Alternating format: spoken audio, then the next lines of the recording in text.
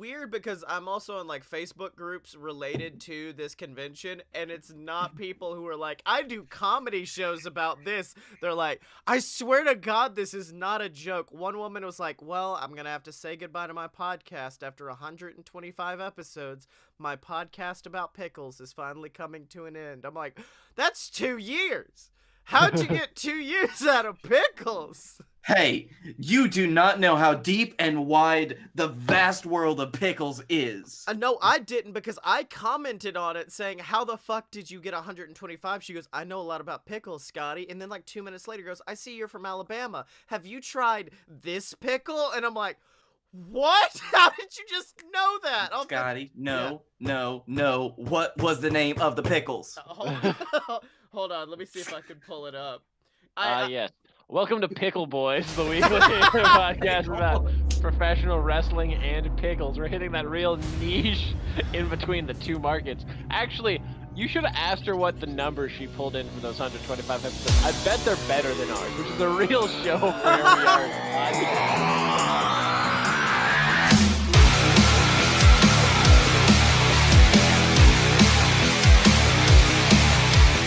Did you know that they don't just call them, like, Wickles has a lot of products, but their main, like, dill pickles, they're not, of course, just called dills. They're called dirty dills. That's my favorite Dean Ambrose finishing move, is when he would just come out and the dirty dills, Michael. My God. What? He's in the dirty dills. Start the show. So, welcome to Fight Boys, the show about professional and not so professional wrestling. I'm your host, the Pickle Man himself, Scottye Moore. And I am your reigning, defending All-South Pickle Champion, Dirty Dill, Blake Tanner. Dude, I don't even like pickles. And, no. He's the Dylan. So, guys, wrestling. Fuck, man, I'm still on the pickle train right now. I'm just like, I need you to rein it back, because wrestling actually happened this week. A lot of wrestling happened this week. Yeah, it did. Wrestling happened in the things that I cared about, and also in the WWE. Can I just say, Oh. Monday night, when Vince is like, but replacing her at WrestleMania, like, I had a flashback to last week when I'm like, it's happening! The only thing that could ruin it is... And then he goes, Charlotte Flair! Yep. It was like an ASPCA commercial of like, no! And then she walks out. Wait, what ASPCA commercial are you talking about? That's Darth Vader. Yeah, you don't remember that crossover in the 80s? When Darth Vader just... It's a sad... It was right around the time of the Energizer commercials with the bunny. Right around that time, when they were just... It's a sad Darth Vader looking into the camera. No! This man accidentally killed his wife. For pennies a day, you can save him with new robotic parts. I would like to point out where how I enjoy how this went for a couple reasons. One, Charlotte makes a great shit-eating like heel. Yes. She's great at it. Just that smile. I hate it. It's the smugness. It's there, and then like it comes from a real place, because WWE unnecessarily shoved her down everybody's throat for about a year and a half. Yeah. It's weird how they do that with blondes. I don't know. Yeah. Weird trend going back forever. Very noticeable, yes. Very, very noticeable. If you line up all the champions, you're gonna be like, that's a reoccurring hairstyle.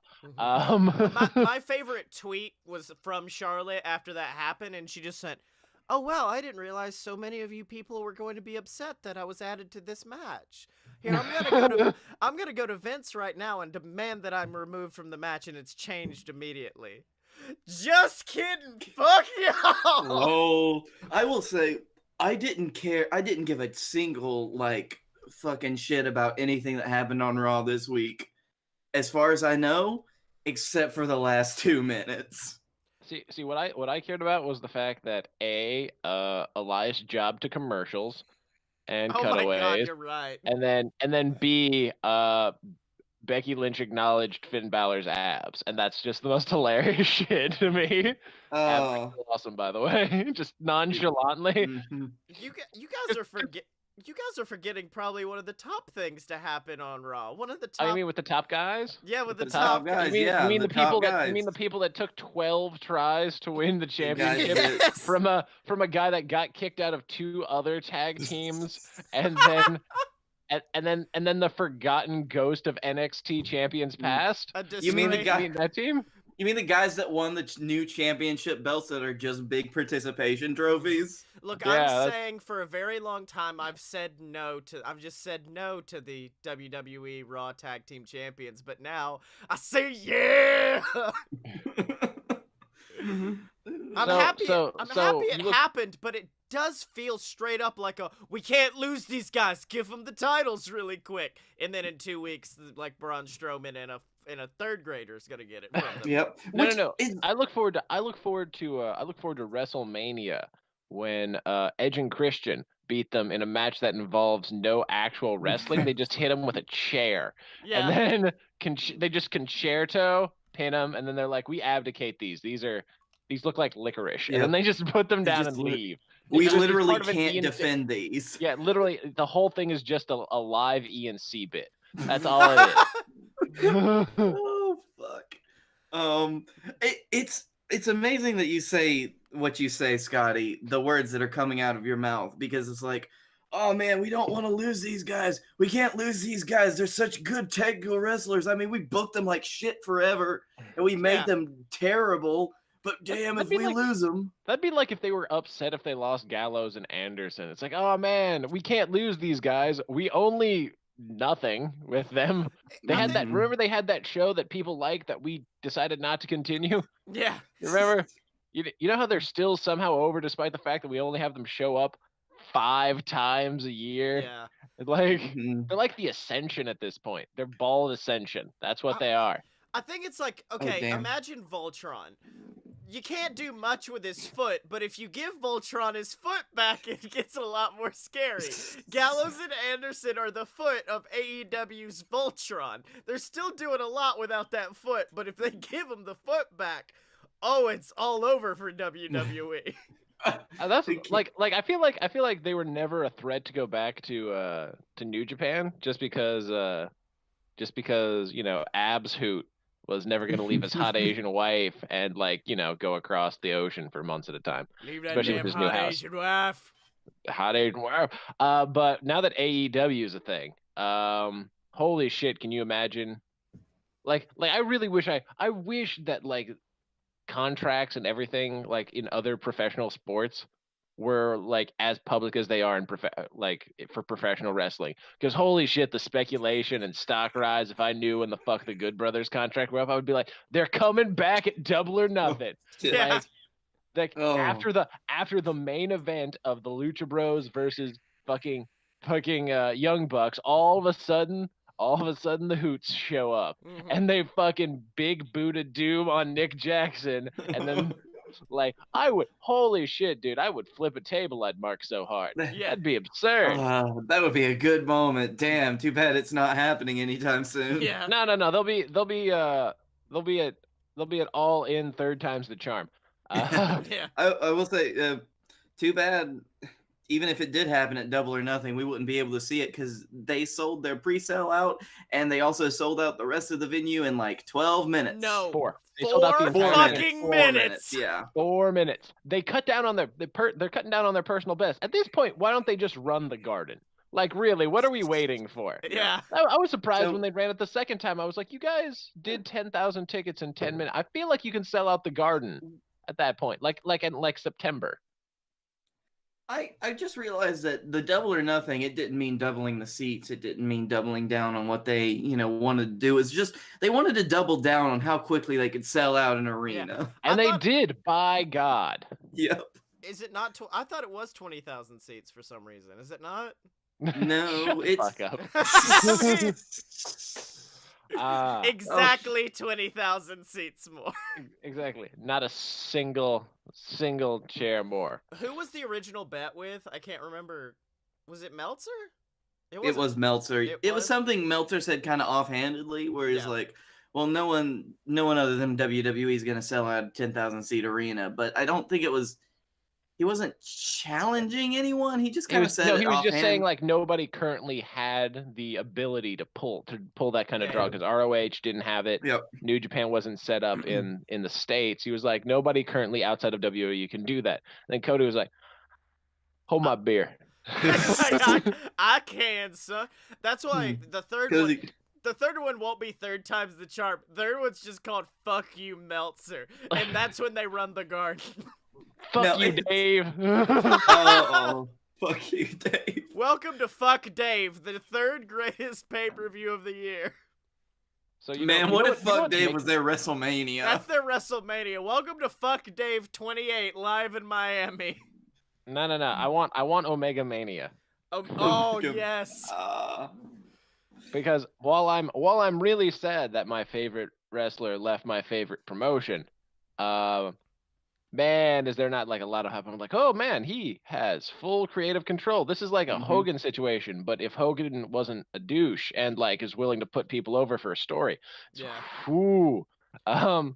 Also, like, I am kind of sad that the first match that he's having is versus Leather Dad Chris Jericho. I'm also sad that Ibushi re-signed with New Japan for like the next 3 years. So he did sign a 3-year contract.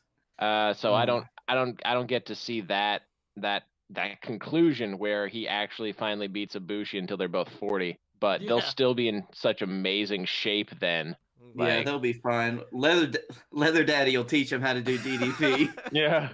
DDP yoga. As much as I did love Kenny coming out at that me and Blake were actually at a show in You know who else? You know who else was at that conference, Oh Scottye? yeah. Well, hold on. Who was at that conference? Wearing no shirt and jean vests in the fucking 56-degree weather? Looking like two Scott Halls. They did.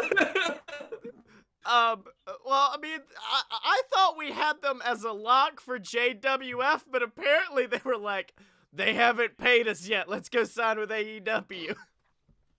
But we were never gonna pay them. Oh yeah, but good old sexy Chucky T has. No, he's Chuck Taylor.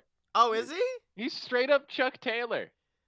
How are they not gonna? Well, I guess Chuck Taylor doesn't own the name Chuck Taylor, so I guess they're good though. Because I think that's why Ring of Honor called him Sexy Chucky or Chucky T. Was they were like, we don't want to have to deal with a Chuck Taylor Converse lawsuit. Yeah, but the Khan family's like, fuck it, we'll buy Converse. We got fucking football money, yo. We'll buy whatever. We'll buy whatever. We made the Jaguars relevant. Like, you see what we did to that football team? They have that kind of money. Now, as someone who works in shoes, I'm terrified of the day where I come in and I'm like, oh, we got a new shipment of Converse in, and then I open it and the side where that star is now just Chuck Taylor's face. But he's making one of his dumb faces like it's just that on the side of a. For some strange reason, the first pair that you get, you open them, Scottye, and there's a little message written on the side of one of the shoes, and it says, "Fuck you, fight boys." What? No, that's the name of his shoe line. Is the Fight Boys. Oh no, they're but he spells it with an S because fuck you. He does. No, they're the FUFBs. The Foobs. The Foobs. But and there's 3 sets. Or there's 3 shoes in every set. Yeah. By the way, I would like to point out that at this point AEW has more executive vice presidents than they have female wrestlers, and that's kind of a weird place to be as an organization. Yeah. Oh. But going back to one of those vice presidents, Kenny Omega, apparently New Japan just didn't consider the fact that he would leave. Because from what I've read online, they were like, oh yeah, we had him booked for a very long time to face Okada at I can't remember, it's something in... No, they were going to have them at Madison Square Garden. Oh yeah. Dang. At MSG Which it was is, going to be... By the way, if you'd like to join me in going to the Reddit pick'ems and just penciling in Okada winning that now. Well, to be fair, when I saw Jay White versus Tanahashi, I'm like, oh, this is just a good one for Jay to get some heat on him. And then No. I told you this was going to happen. Yeah, I felt like once he started getting it, like, yeah, Jay's gonna be their new white guy. Yeah, that's legitimately what it is, because they were just like, yeah, we had Kenny penciled in for the super card at MSG. And then they were just like, well, now Kenny's out. What do we do? Well, here's this other white guy. Let's use him. Here's this other white guy. By the way, I figured out why I was annoyed with Jay White for the long until this last thing when he became champion. I was like, okay. And I watched that match. It was actually a pretty good match. It's because holy shit, like this must be what people felt like whenever Okada came back from Excursion and was just like, hey, I'm champion now. And like his second pay-per-view, where it's just like, holy fuck, you've been here like next to no time. What the fuck is this? Yeah. I was like, I had to watch Kenny Omega for 2 years before I finally got the catharsis of watching him become champion. And this New Zealand shithead did it in like a year and a month. See, the weird thing about Jay White is I've never met a New Zealand person who's not just a pleasant person. And then Jay White was like, nope, I'm the meanest motherfucker on the planet. Like, you know Flight of the Conchords are from your country, right? Yep. Yeah, he does not care. Does not care. I punched him in the face. Jay, call me anti-Concord. I'm the anti-Concord. I feel bad now because I still remember years. You remember that super card that we went to, Scottye, when it was in Lakeland? I still remember seeing Jay White at a table with like 3 people that came up to him and wishing that I had the money to like get his autograph, because I was like, that guy's really good. He's gonna be really good later, but like the Bullet Club's here and I have a t-shirt to get filled out. Yeah. And was Jay, what was Jay's match that night? Do you remember? Or was he... I think he was in a tag match because he was in that weird collection of like random wrestlers. Like it was him, Jonathan Gresham, and like a bunch of other people. That's right. Yeah, you're right. Well, listen, we've had a lot of great conversations about a lot of great wrestlers this week, guys. But can we talk about the MVP of this week?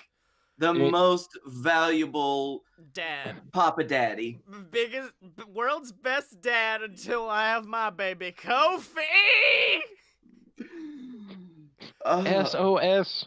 You hear them shout. I wanted to bring back his old music. I did. I read that because I didn't see it live, but I read that and I was just like, you go, buddy. You go. You live your dreams, man. You live your dream. I've never, and like, Scottye, I'm in last place for Pick'ems, right? Yes. That's not going to change. Because my pick is Kofi Kingston. I don't know. Listen, are you picking Kofi Kingston to win this weekend? Because I am. Okay, never mind. You live your dreams, buddy. You live your bliss, buddy. Fine. I support you so much. Yeah. And I love you for it. Because like, there's no. Fuck it. I'll get to the logic of it anyway. Yeah. But that was the catharsis of him beating, 2 former world champions, Samoa Joe. Getting a standing ovation from everybody for fucking like taking that out. That was amazing. And then Randy Orton came in the end and was like, I'm a snake. Yeah. You're just like, fuck, I forgot he was here. Can we put some duct tape on Mustafa Ali and replace Randy Orton with him? You just gotta tape Ali back together. Just tape it back. Just tape some. Get some anime tape. Just put that on there. I hate that I was so sad to hear that Ali was injured, so he was taken out of the chamber. And then I was like, oh, they're replacing him with Kofi? Okay, I mean, that's cool. I just didn't see. And then that gauntlet match happened, and then Kofi killed everybody and reminded us why he was wonderful. He beat somebody he pinned someone with the SOS. That hasn't happened since like 2012. Yeah. And then, like you said, Randy Orton just comes out, sneaky snake. Randy just I see. There's an AJ Styles here. Wha-bam. The end. Good night. What are you guys applauding? A guy who just went a very long time in this gauntlet match? Wow! The winner was in here 2 seconds. Nope. Oh, AJ was distracted. Oh no, it would be a shame if someone were to RKO him.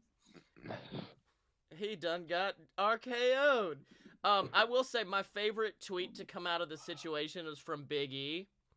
Because, let me see if I can pull up the exact... Yeah, here it is. Oh, I know what you're talking about. It was wonderful. He goes, sometimes you forget that the dude you've goofed off with for the last 4+ years is a legend. Putting in an actual hour against and defeating world champs and future Hall of Famers was awe-inspiring and humbling. Last night was one we will never forget.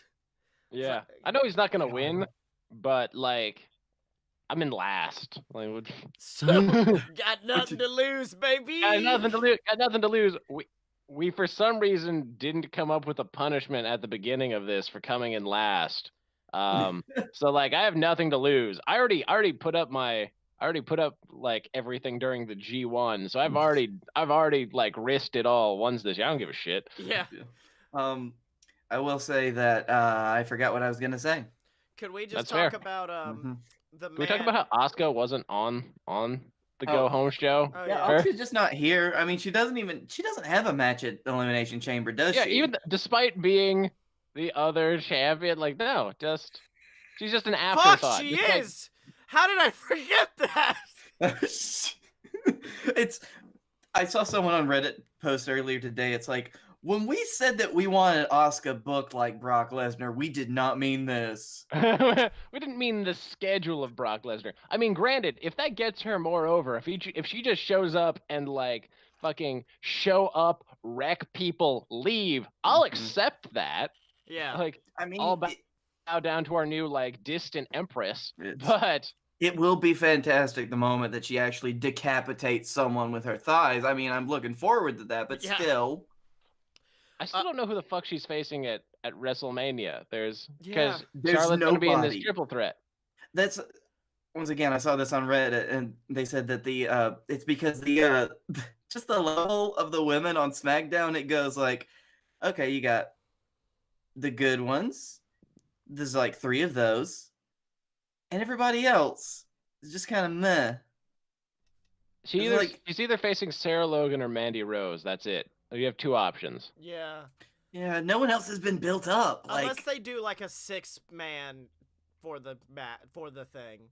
Or that's like very possible. That garbage AJ Lee match where she had to face the entire women's roster. And she won. Yeah. And then they had her lose to Paige the next night. Mm-hmm. Which leads me to our sponsor. Well, she was actually supposed supposed to family. Yep, she was actually supposed to lose that match, I think. Meltzer said, because Naomi was supposed to win, but she botched it. And she botched so bad that like someone called an audible. Oh wow, that's awesome. Yep.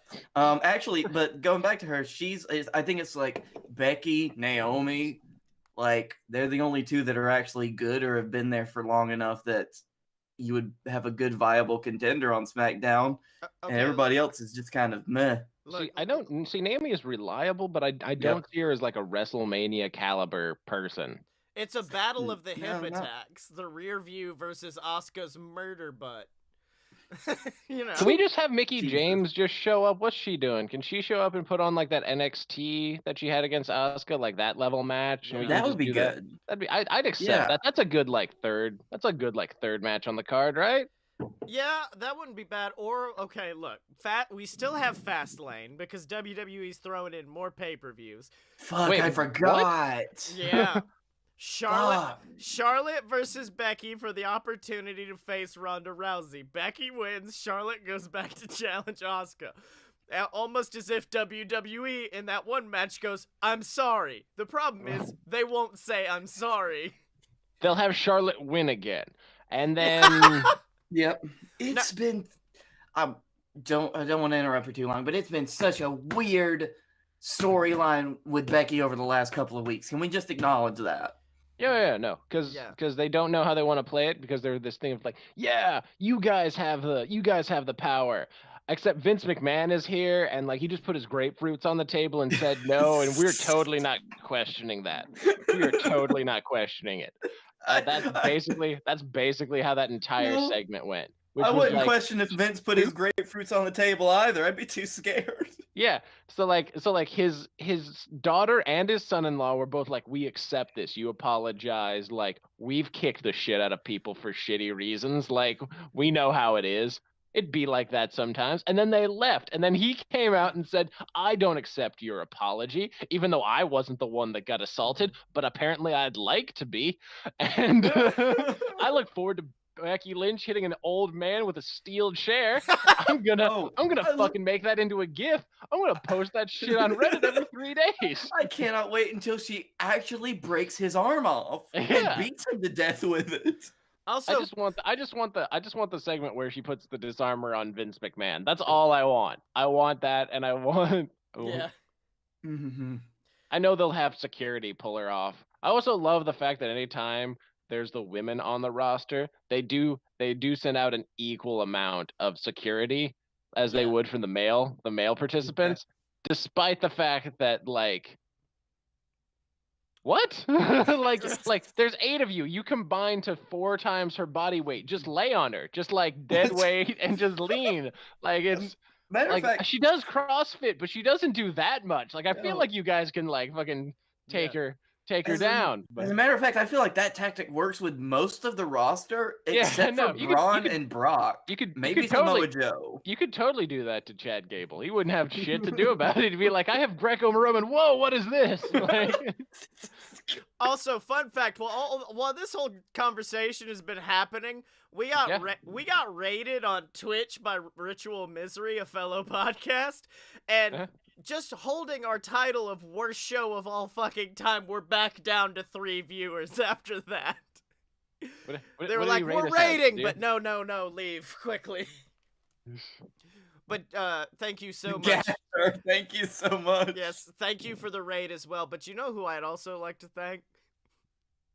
Our 2 patrons? Do we even have to? Oh no, I'm just gonna. No, we've got to. Oh wait, we got to thank someone else first. Damn it! Let's thank a special boy named the I'll be Sugar back. Bear for the delicious taste of Golden Crisp cereal. Golden Crisp, it's a cereal. I bought it yesterday, and I kind of feel bad about it. Like, we just went shopping, and we're going through the cereal aisle, and I just looked down and saw Sugar Bear looking up at me like, you know you'd never bought me. You told me you were going to buy me, and I'd follow you on Twitter. And I gave you the follow. Why haven't you fucking bought me yet?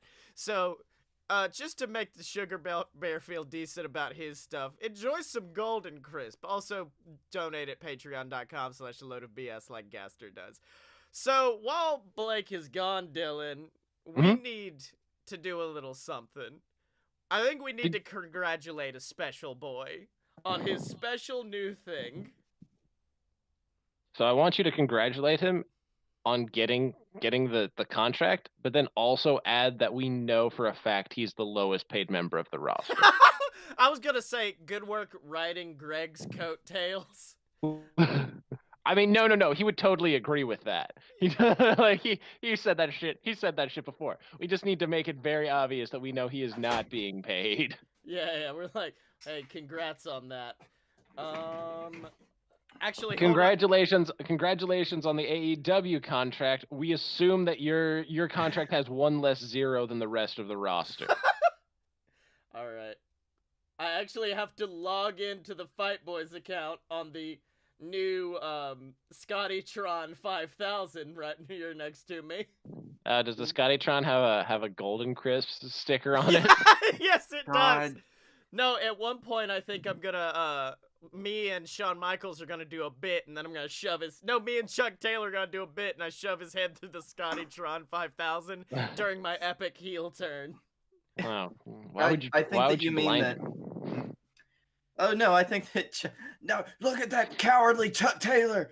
He's just jumping through the Tron. He just jumped through the Tron. Yo, at Sexy Chucky T, congrats on the contract. We know you're getting paid less than everyone else. No. I assume your contract, your pay is, or your contract has 1 less 0 than everyone else. Oh god. It's all right. Gotta pay the shoe people. Gotta pay the shoe people. I'm gonna add that.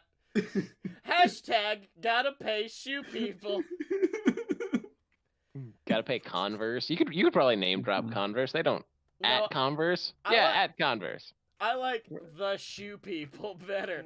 Like, we just don't know at this point. Or we all know. Yeah. So, boys, it's time because, to quote what Blake said in our chat, fuck, it's happening already. The Elimination Chamber is upon us. Odd question.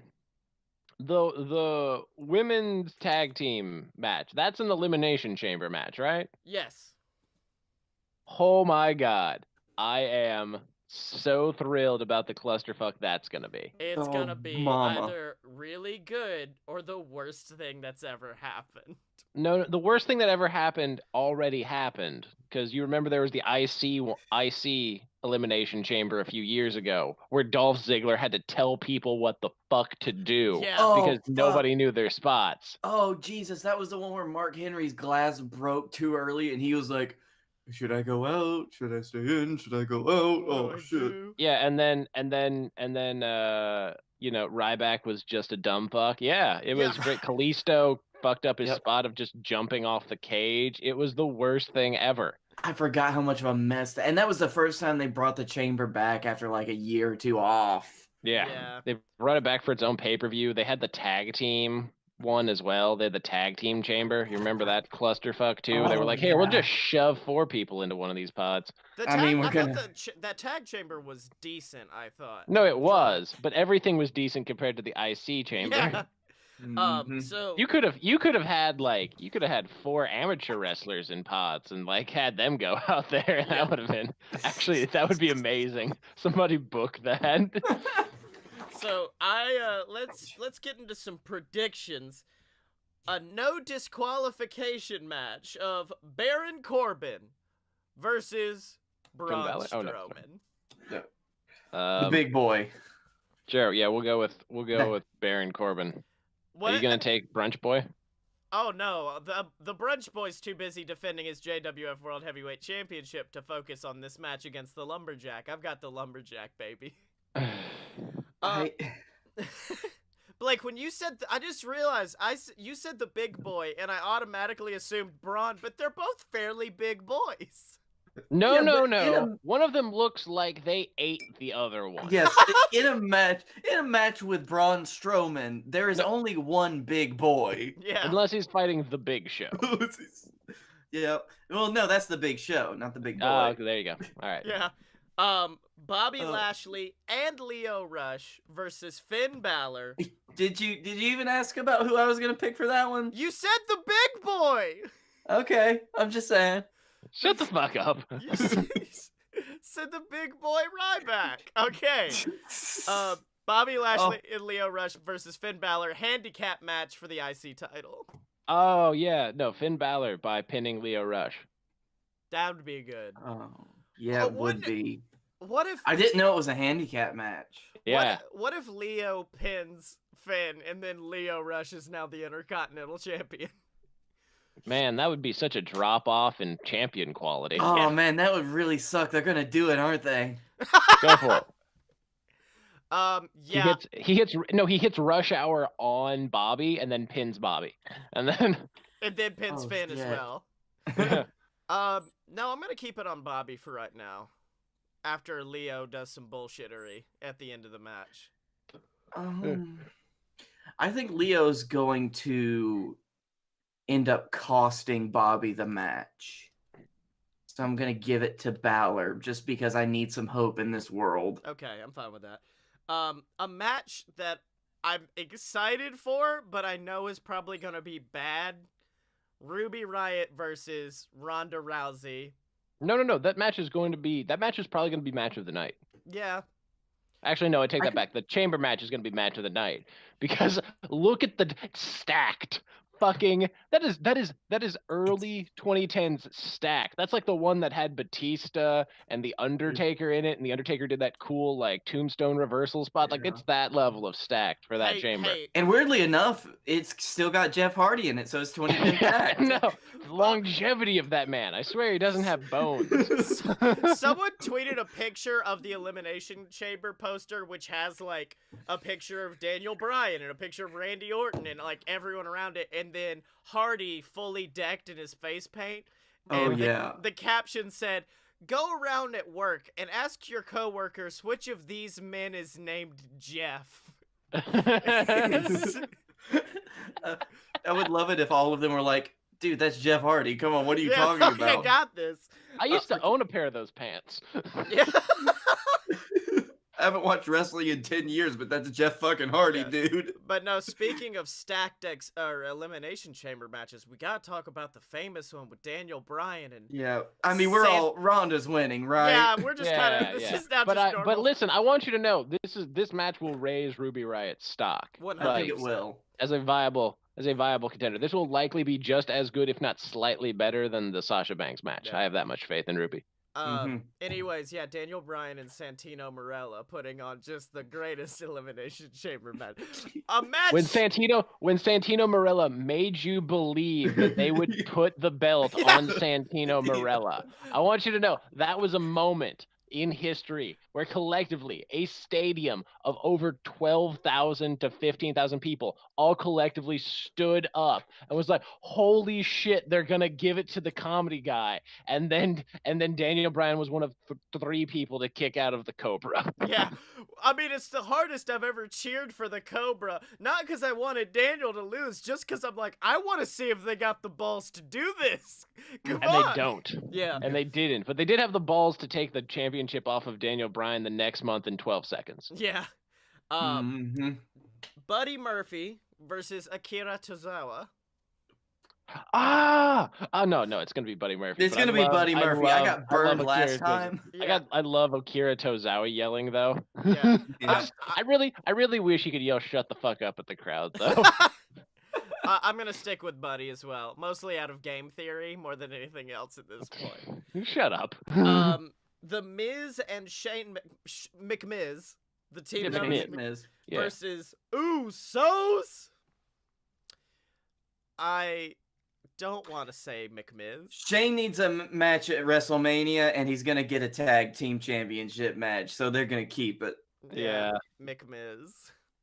I hope they go up against New Day, just because shenaniganry of the whole promo, the promos. The month of promos for that gonna be amazing. Oh, it's longer than a month. It's like 6, I think. Oh no, because there's Fastlane. So we all got McMiz on that one. Fastlane's in like 2 weeks, right? Yeah. Yeah. There's a long build up to. I know this because I had to book out to WrestlePalooza. I mean, I watched Tibbs have to book out to WrestlePalooza, and I'm like, that's a lot of fucking weeks. Yeah, I mean, the weirdest thing is he just started drawing stuff halfway through, and we had to interpret the pictures. Yeah. Well, that's what you get for giving him a bottle of Jim Beam. The inaugural Women's Tag Team Championship Elimination Chamber match, Nia Jax and Tamina versus Riot Squad versus Absolution versus the Iconics versus Bayley and Sasha versus Naomi and Carmella. I hate all of this. And I believe Iconics and Bayley and Sasha are starting off. I may be wrong. It's either them or Sonya and Mandy. All right. Who you got, Scotty? Yeah, Scotty. Oh man, this is a fucking tough one. Right? Is it really? Okay, Nia Jax and Tamina. No. Riot Squad. I'm now listing them. I'm like, who has the least shot? Naomi and Carmella, 6th. Bottom of the barrel, no way. Above that, I put Riot Squad. I hate to say. No, I would put Riot Squad above Nia and Tamina, I feel. No, above them. So like 6th is. Oh, okay, yeah, no, I see what you mean. So I put Riot Squad above Absolution. Absolution has no shot in hell. Like I just told you, one of them is going to be the singles challenger at WrestleMania. Yeah. Oh no, triple threat. Asuka, Mandy, Sonya. That would be good. Dude. Yeah, because they've been teasing that since Survivor Series when Mandy stole Sonya's like elimination. Oh, that's right. Fuck. If I wish they'd put more wrestling with the Iconics, because most of the time the Iconics are just kind of out there cutting promos and then jobbing to whoever the women's champion is. Oh, Blake's just getting out a shit ton of quarters at this point. He's like, yeah, I was getting the quarters, y'all. Why don't you just get a D6? Oh, yeah! I do have a fair no, because even I know some of these are no. If that makes any sense. I'm stuck between Riot Squad and Bayley and Sasha. Right? Do you think they'll give it heel and then give it Bayley and Sasha will win it at WrestleMania, or do you think they'll just hold it and be the champions at WrestleMania? Bayley and Sasha. I'm just saying Bayley and Sasha. I'm going with it. Bayley and Sasha. Basha? You giving it to Basha? Basha Mania's gonna win. See, this is a hard position you've put me in, Scottye, being in second place and a little bit further behind, because I can game theory this and just go with your same decision just to keep my place. Or I can flip my quarter. I mean, it worked out for you last time. It did, didn't it? Flip that quarter, boy. Okay. No, Bayley and Sasha. All right. Sasha! I love how we're all gonna like. Even if I pick my second pick, I feel like we're all gonna be wrong, and it is gonna be Carmella and Naomi. Like. No, if it's gonna be my WWE like disappointment pick, the one that's going to make me hate everything like WWE tends to do, it's gonna be Nia and Tamina. No, when they first got together, I'm like, they should be the first challengers for the title. Which actually would work out. Sasha and Bayley win it, and then they have to defeat the two beasts at Mania. Yeah. They have to slay the beasts. The Beast in the East? Yes. Sure, we'll go with Basha just because I can't afford to fall any farther behind. Triple Bosh. And then Jesus, Ghazi! Finally. Way to show up, Ghazi! Oh, is Ghazi in the chat? Fuck that guy. I'm happy I didn't spend a lot of time talking about his donations on patreon.com/alotofbs. You'd have to censor like me reading this message that Ghazi sent. He's such a fuckboy. Anyway, I can't believe it, Ghazi. Final prediction: Daniel Bryan versus Edge Styles versus Jeff Hardy versus Randy Orton versus Smojo versus Kofi Kingston. We all know where Dylan's going. SOS! I hear them shouting. SOS! I hear them crying. He's gonna boom off the top of one of the fucking pods. It's gonna be wrecked. Fuck. This is a tough one. Okay, here, let me tell you why I think this could theoretically happen. I know it won't. I know it's gonna be Daniel Bryan. But let me tell you why I think it should happen. One, it'll be like Elimination Chamber a few years ago, where they randomly gave it to Bray, and like Bray all of a sudden had a storyline. Yeah. And he got to be a champion. Two, it will provide a number of potential good matches for WrestleMania. Like, sure, what's the who do you have facing Daniel Bryan at WrestleMania? Who do you think's a good match? No one. There's not a single person. No one. Everybody that Kofi Kingston faced in that gauntlet, perfectly viable WrestleMania opponent. Kofi Kingston versus Samoa Joe for the WWE Championship, I would put as must-see above Brock and Seth Rollins. Yeah, you ain't wrong there. Just the work rate in that match alone would be worth it. Like, they're not going to give it to Joe. I wish they would. I wish they would give it to Joe. Right now I'm at Daniel Bryan or Samoa Joe. Just pick Samoa Joe. You're winning. We can't catch you. We literally can't catch you in time. I believe we're all like 1 point apart. You said you were 3 points ahead. You did. That's right. I am Daniel Yeah. Bryan. I like how you won't even risk it at this point. I picked Daniel Bryan. I just want to win something for once in my life. I've already put Brian down on my paper. I'm not changing it. Nah, I'll go with Kofi. Okay, so we got. I two... still respect that decision extremely. Like, there were times back when you had your Bray Wyatt picks where I'm like, I don't know. I respect the fuck out of that opinion, though. Ooh! Opponent for Daniel Bryan at Mania, babyface Bray Wyatt. You took my son! Give me back my son! Actually, yeah, no, Bray Wyatt shows up and he's got Harper. Oh, yeah. That would be good. And then, like, no, because now I'm thinking as to how Tibbs would book things, not how Vince books things. So we predicted an Elimination Chamber, boys, and I just pray it's decent. I pray that the women's match isn't a clusterfuck. The women's tag match will be the biggest clusterfuck you've ever seen in your life. Are you kidding me? It's gonna be rough. Are you kidding me? There's gonna be 4 teams in at one point. That's gonna be 8 female wrestlers in a space that there are no veterans for. Like, yeah. whenever there was like Elimination Chamber, you know how like there was the fucked one and Dolph was able to do it? That's because Dolph had been in a couple Elimination Chambers at that point. Yeah. Like, he kind of knew. No one, not a single woman in that has like that much experience. I think there's been one Elimination Chamber, like women's Elimination Chamber, right? That's it. Yeah. So like that's it. They'll have one match. So to do tag and that, like, you will be lucky if that match is middling. It is like that has the potential to be just an absolute clusterfuck. Well, speaking of wrestling shocks, we do need to discuss the fact that me and Blake did join Ghazi recently on one of his wrestling streams, and Dylan. Man, I thought you were talking about how there was a switchblade shot because Jay White won the championship and like. Yeah. Well, see, here's what happened, Dylan. We got you booked in a match for one of Ghazi's titles, and congrats, you won it. Then we immediately booked you in another match where you lost it back to Matt Taven, so our bad, we guess. I'm just gonna leave now. It's barely you anymore. You're some sort of weird, broody version of Dylan. You're like, is this the effect of Ghazi's Wrestling Federation? Everyone has to become more emo? Is that just his aesthetic? Yeah, that's basically what happens, baby. Okay, everybody's got to get guy liner and start wearing belts with studs on them. Is that the new? Well, we all just have to start wearing Jericho.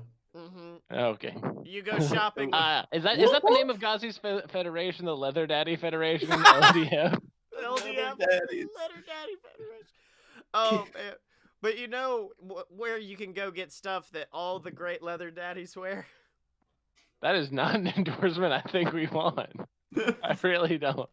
No. Yes, like, it is. Are you comfortable with this? I'm not comfortable with this. I'm okay. Dylan, you just need to listen. Just let go and accept yourself.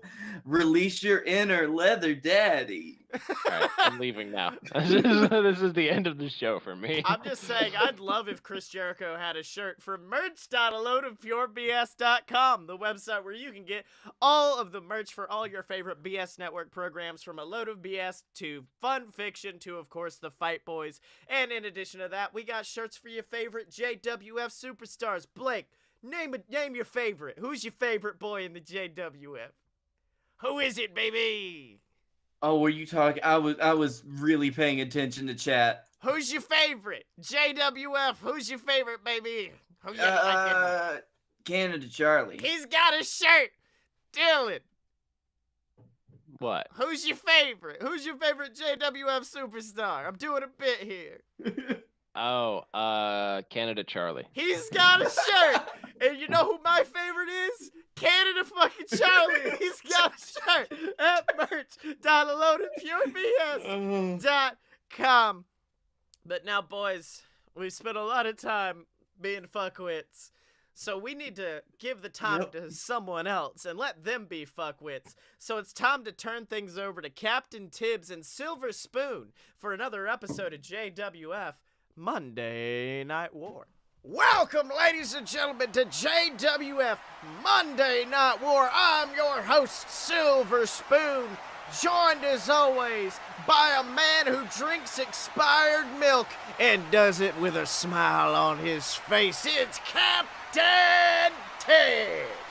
The trick is not to throw up. That's right, Tibbs. And this Sunday, Tibbs, we are headed to one of the most devastating stops on the route to WrestlePalooza, and that is, of course, the JWF Expiration Date pay-per-view featuring the horrifying Expiration Chamber match where 6 men are locked inside of a vicious steel cage contained within pods to be released at random intervals. And in that match, Tibbs, we got some amazing competitors. We've got the JWF Champion, Brunch Boy Baron. We've got Scottye Moore. We've got Mojo Gruff, the JWF Captain's Champion himself. We've got all these amazing competitors, but there's one man, Sills, Tibbs, who... don't do Yes. it. Don't. Well, Don't. Tibbs, I hate to say it, but last week after the horrifying events in the main event of JWF Monday Night War, Canada Charlie was unfortunately taken to a local medical facility where it was revealed that after that horrific attack at the hands of the other competitors at Expiration Date, that he has suffered multiple broken ribs, numerous injuries, and due to that, he has not been medically cleared to compete. Braston, this Sunday. Flaston, mother floggers, son of a... Well, Tibbs, how did you feel about that, honestly? Well, listen, Sills. I'm gonna try to keep it brief, because Canada Charlie, he's my son. I love him dearly, like a father loves his son. He's been a real shit lately, but even I wouldn't wish what happened the other night on him. And I will say, there's a special place in hell that is my heart for the person that did it. That's right, and of course it was started off by Felix Ball, the man who was God, you said it! the man who was called Canada Charlie's mentor. A man who had mentored him for months now. Of course, they teamed up with the Lumberjack, forming the Canadian crew. They've ran through this entire company recently, and after the events of last week, Felix Ball has come out to the ring, and I think he has an explanation for all of us. Let's have a listen. Oh, so last week, well, it was a real tragedy. I'll tell you what, my boy, Canada Charlie, he single-handedly, bravely got in that ring and decided to face all 5 of his opponents at Expiration Date at once. And because of that act of pure bravery, my boy was injured. He was sent to a local medical facility where they said he suffered 3 cracked ribs, several bruised bones, and the sad thing is, this was all avoidable. This entire horrible assault on Charlie's life, it could have been avoided if it wasn't for Captain Tibbs. You see, Tibbs, you made a decision when you put Charlie in that chamber. You made a decision to let nepotism do your booking for you, and that decision put your own son in the gosh darn hospital. You knew he wasn't ready to face those men. You knew he'd be destroyed the minute he stepped foot in that chamber, but you didn't care about that, did you, Tibbs? No, you didn't care about him possibly getting hurt, about his career being ended. No, because you don't care about Canada Charlie at all. But I do. And that's why this Sunday, I don't give a damn what Captain Tibbs says. I'm going to be taking my boy Charlie's place in the Expiration Chamber match. And I'll tell you, I'm going to make that boy proud when I win the JWF World Heavyweight Championship after defeating 5 other men. And when I do, just know I'm doing it for you, Charlie. I know you're listening. Son. I'm gonna kill him. I already killed. Hold me back, Sills. Hold me back. Hold me back. Hey, you're the one that engineered all of this. Bo, you turned my side against me, Bo. Bo, I'm going to have my... You're going to get yours. I'm going to have it one day. It might not be today. It might not be Sunday at the Expiration Chamber, but it'll be soon. Bo! Tibbs, why don't we just wait till this Sunday? Maybe Felix will get his good comeuppance against the other 5 men in that match. Just wait, Tibbs. Just wait. Let me tell you. Oh, I'm going to wait, Sills. I'm going to wait and I'm going to be patient. Because if there's one thing Captain Tibbs is, he's the most patient boy on the ship. That's right, Tibbs. And of course, speaking of this Sunday, speaking of a match I'm excited to see, it is a match as the BS, our JWF Tag Team Champions, take on two men who cowardly attacked them a few weeks ago in the ring, and that is the team of the best friends, Trent Beretta and Chuck Taylor. Two men I never thought I'd see in a JWF ring, Tibbs. I mean, they just signed new contracts and they're already jumping ship. Can't believe it, Sills. I've never seen such disloyalty. That's right, but we have sent one of our top interviewers backstage with the BS, and let's hear what they've got to say about this match. Ladies and gentlemen, Don McDonald here with the JWF Tag Team Champions, the BS. Now, boys, this Sunday you have a Steel City street fight against the men known as Beretta and Chuck Taylor, the best friends. Do you have anything to say to your opponents this Sunday? Well, let me tell you something, brother. Don McDonald, brother. You see, these best friends, these guys have been running amok. These best friends, well, they just don't realize what they're getting into this Sunday, brother. Because when the power of Blakeomania teams up with the madness Scottye Moore, we may just blow the whole roof off that arena. If you know what I'm saying, Don. Oh yeah, that's right. When the Scottye Man jumps in the ring alongside the Blakester, it may be the most dangerous combination in the known universe, yeah. You see, Blake Tanner and I, we are the embodiment of friendship.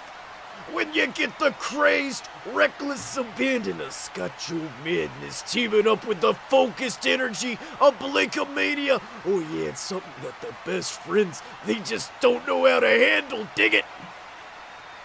You know, many people, including myself, would say that you aren't taking this seriously, that you aren't taking the best friends seriously, that you're treating it, I'll be honest, like a joke.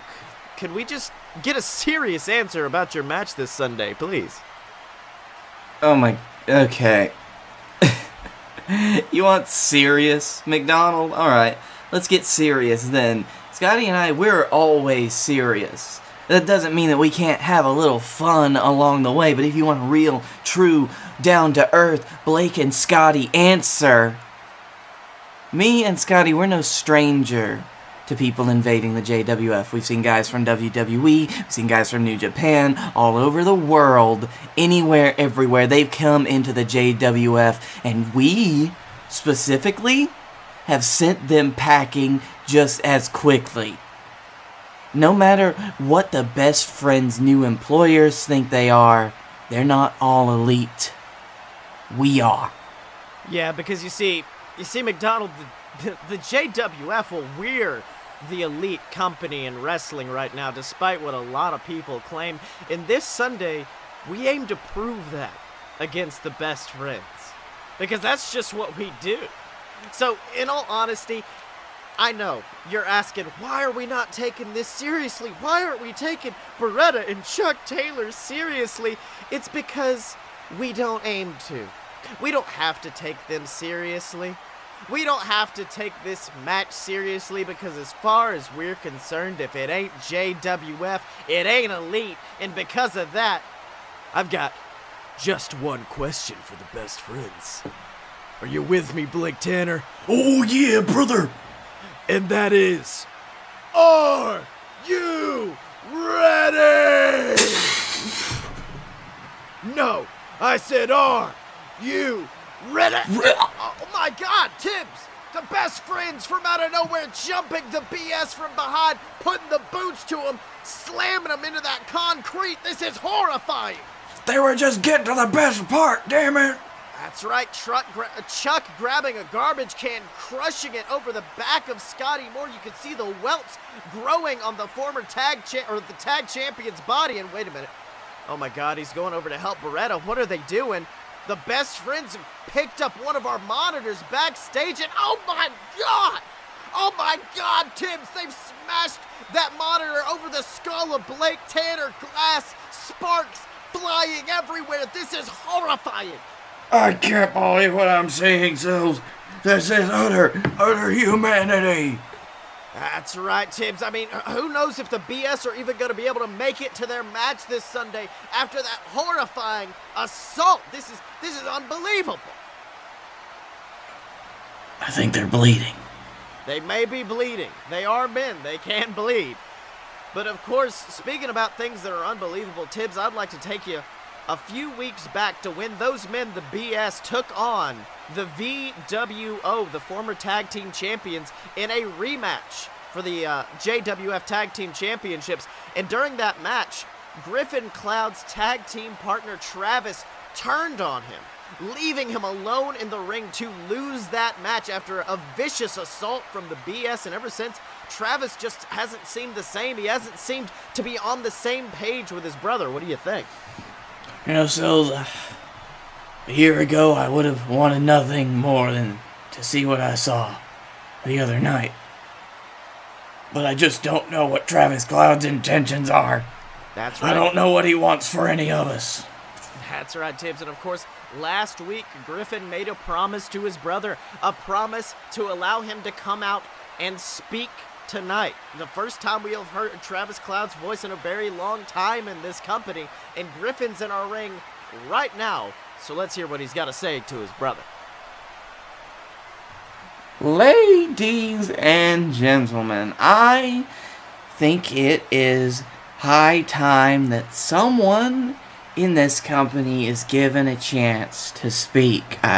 Someone who's not been able to speak or say anything for a long time now. Someone who hasn't been able to speak their mind and has just been, in my opinion, bottling up their feelings until they just overflow in horrible ways.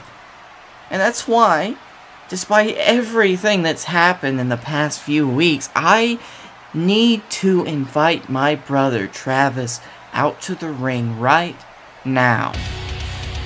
Well, all right, Tibbs. Hear the music of the VWO, and Travis Clouds is coming out looking at his brother. But let me tell you something. Travis does not look happy to see Griffin in the ring. What do you think? He's got a scowl on his face 20 miles long, Sills. That's right. Let's hear what Griffin's got to say to him. Travis, my best good brother, I know that both of us have done some things we've regretted in the past. You've attacked me over and over and left me alone to be beaten down in the ring. And I've done some bad things, I know. And that's why I wanted to ask you out here, because you and I both know that you need to speak your mind. You need to know what's happening. And somebody in particular needs to speak their mind. Somebody needs to let it all out. Somebody needs to release all of this tension. I see just how tight your muscles are, and I just want to let you know that someone is me. Listen here. You were a loser when I came back into this company, and everybody here knows it. You decided to dress up like an idiot and dance around for this crowd of Neanderthals, and they loved it, didn't they? Oh, they ate it up. But no matter how much you got cheered, no matter how much the people loved you, how much they cheered for you, how much they had your back, you were a loser. You lost all the time, over and over and over and over. The Hammer Man was a loser. And it wasn't until I came back that you remembered that you are Travis Clouds, one of the most dominant men in the wrestling business today. But was that good enough for you, Travis? No, it wasn't. You still had to step out of line. You still tried to interrupt me at every chance you could get, every single week. I'll be honest, Travis, I'm glad that you pounced on me. I am glad that you punched me in the face, because I deserved it after I fed you all of that bullshit. Because I'll be honest, I'm not sorry that I never let you speak. I'm not sorry that I tagged in during our match, and I'm definitely not sorry that I'm the reason why these people hate you. Because the one thing you seem to forget about the VWO is that I am the star, and you are always exactly what you have been. A failure to the Cloud family. Now what do you have to say to that, Hammer Man? Oh my god, Tibbs! Tibbs Travis from out of nowhere clocking Griffin with the microphone, using that microphone to wail on his brother in the middle of the ring. This is horrifying to see, Tibbs. I don't... What's happening, Selves? That's right, Griffin just clawing at the mat, trying to escape, but Travis is like a loose animal, wailing on his brother. Oh my god! Delivering a massive vape breaker to his former partner, the former champion. But Tibbs, it looks like he's not done. Travis Clouds isn't done backing up into the corner as Griffin makes his way to his feet, and oh my god! The big vape and boot to his brother's face. Griffin looks knocked out, Tibbs. Knock him all the way downtown, Travis! Oh, but wait a minute. Travis now picking up the microphone, and he's just leaning over the body of his brother. What's Travis got to say? Griffin, all I've got to say is this. This Sunday will be your expiration date. Well, Tibbs, I think Travis just made it pretty clear. He wants a match this Sunday. He wants a match against his brother, Griffin Clouds. What have you got to say? Don't cry about the Hammerman. Don't cry about the Hammerman. Don't cry about the Hammerman. So is there a match, or you just trying to... No, there's going to be a match. I got it written down. Okay, cool, Tibbs. Well, ladies and gentlemen at home, that is an absolutely amazing match to round out our pay-per-view this Sunday. We are, of course, going to have, just announced, Griffin Clouds versus his brother, Travis. It's an amazing grudge match. We're going to see the BS versus the Best Friends in a Steel City street fight. And then, of course, the main event, Tibbs, the Expiration Chamber match, where our JWF World Heavyweight Champion, Brunch Boy, Baron Corbin, has to defend his title in the horrifying, hellacious Expiration Chamber structure against 5 men. Tibbs, are you excited? I don't think I've ever been this excited for an expiration date in a long time, Sills. That's right, Tibbs. But in order to find out what happens to that, you're going to have to tune in to Expiration Date on the BS Network YouTube channel this Sunday. There's nothing good coming on this Sunday, so you might as well check out Expiration Date. In order to find out what happens with all of these people afterwards, you're going to have to tune in next time to JWF Monday Night War. So, Blakey T, it's been an episode. What did you learn this week? I learned that... I learned that when Vince puts all his grapefruits on the table, that the audience it doesn't matter what the fuck they say. I don't remember what I said. I had it good in the first take, but then you fucked with me, and so that's why I changed one letter in the JWF script, and it threw everything off. Yeah, you did one thing, and it's fucked the whole show. So, and I learned that if you just change one letter in a script, it fucks the whole show. That's my thing. Oh, so where can people find you on the internet, Blake? You can find me at Blake. What is my Twitter? You do this 2 times a week. You say it fuck. 2 times a week. Oh, fuck. How did we get How have we both got amnesia? Oh, shit. Suddenly. Okay, hold on. 3, 2, 1. You can find me at Blake A. Tanner on Twitter. You can find me at the Darkroom Vidya on YouTube. That's Darkroom Vidya, where we do video game videos about video games. I'm not editing that one. And you can find me on Twitter at Scottye Moore. That's SCOTTYEMO. Buy all my books on Amazon. Just look up Scottye Moore and you can find that. And then, of course, remember to go to aloadofpurebs.com and check out all of the other shows available there. We've got Fun Fiction, A Load of BS. It's all there. And then, of course, make sure to follow us on Twitch, twitch.com/aloadofbs. We record most of our shows live over here, so you can check that out straight to your TV, watch it live, and hear all the fuck-ups that me and Blake just did. Yeah. Yeah, and then, of course, make sure to rate, subscribe, comment, do all that. Why am I so just old and tired at the end of this? And as always, you can find us at aloadofpurebs.com. Step up to the merch table at merch.aloadofpurebs.com. Find us on Facebook, donate to the Patreon, subscribe on YouTube, and remember to follow us on Twitter at Fight Boy Show Chuck Taylor. Because when you're a fight boy, you're a fight boy for life.